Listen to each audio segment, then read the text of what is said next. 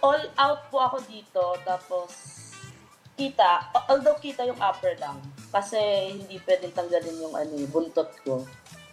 Yan yung mga request ng mga customer. Wait, Pwede go. so topless ka dito, pero paano mo sila pinapaligaya bilang may buntot ka? May butas ba yung buntot na yan?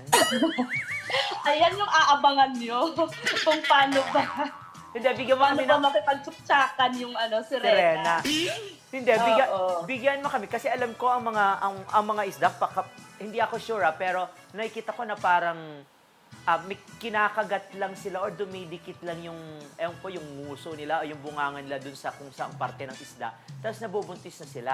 Eh ikaw, paano dito? Bunganga mo ba? Bibig mo ba ang ginagamit mo para magpaligaya? May buntot, pwede namang may mga parts naman na pwede magamit. Gaya ng kamay. Oh. Kamay. Kilikili, Sa bubelya. upper. Oh.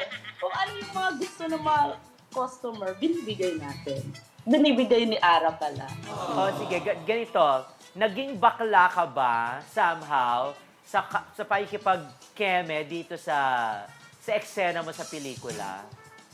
Ay, Diyos ko baklang bakla. Makikita nyo kung sino talaga si Arya. Kasi labas na labas dito yung personality ko.